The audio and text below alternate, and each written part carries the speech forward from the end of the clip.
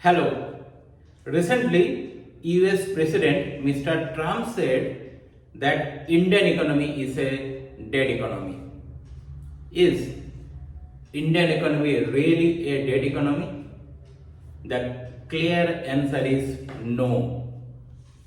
But is Indian economy really doing well or we are doing more than the average?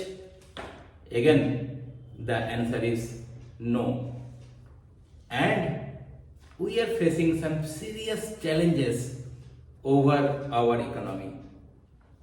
Hello, my name is Kaushik and let me bring with you some of the facts and figures that justify both sides of the argument, and then it's you to decide the phrase dead economy.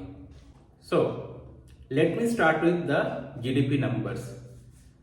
In last 2 years, that is in FY24, Indian GDP growth was 7.4%, and last year FY25, the GDP growth was 6.5%.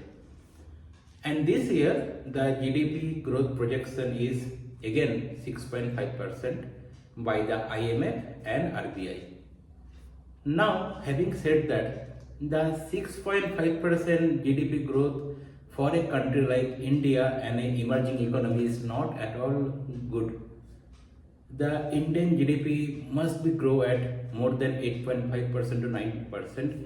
Then only we can feel the growth, the job creation will happen, and then we can feel the real growth that is happening for India.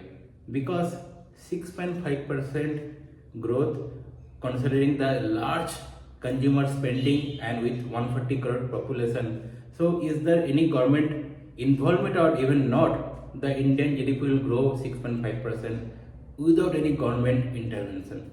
So here the government actual role is to increase the growth at least from by 8.5% plus, and then only that will be the called the real GDP growth which we can feel on the ground.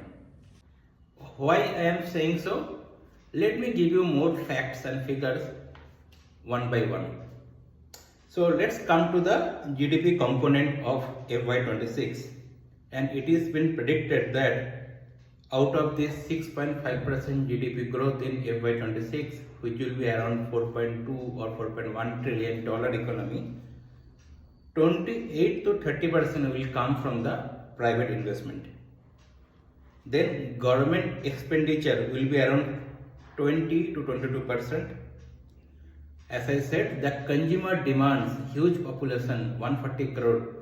So the consumer demands will be equivalent to 40 to 42%, the highest component of the GDP, and the net of export which will be around 5 to 7%. And now let me divide in the sector wise. As we know, the service sector, which actually constitute of our IT, telecom, our finances, and also the trade, hospitality, transportation, that alone contribute almost 55 to 57% of our GDP. It is a big thing. And as you know, the IT sectors, we all know the issues and the vulnerability in the IT sectors. The agriculture sector, that alone contribute 15 to 16%, and then comes to the manufacturing. Manufacturing including the construction, manufacturing, infrastructure, and also mining. These sectors contribute approx 27 to 29%. So we have to focus on services and manufacturing and also agriculture. All are important in the growing GDP. Now let me break down further the sector wise the growth projection of FY26. The service industry expected to grow by 7.2%, agriculture by 3.5%, manufacturing by 5.1%, the construction and infrastructure sector by 6.3%, trade, hotel, transportation by 5.8%, and the mining sector will grow by 4.2%. So these are not the great numbers, as you can see. Now let's come to the economic issues, and the issues are all know the global higher taxes, tariff, you can call Trump tariff, and the tensions in global situation. Indian government facing higher fiscal deficit, and that is actually big constraint for the government spending on infrastructure. There is impact of sluggish private investment because of that, and due to both, and also the higher taxes and inflation, the consumer also not spending, consumer demands and the consumer confidence also lower. So as a result, the job creation not happening, and as the job creation not happening, so who will spend? So there is always some, there is a rhetoric and there is some fear mongering always. And of course, at last, the crony capitalism, the structural issues which we all can't avoid. So having saying all this, I am not saying that Indian economy is dead. It's not true. But there are several issues which government has to come up, accept and resolve one by one.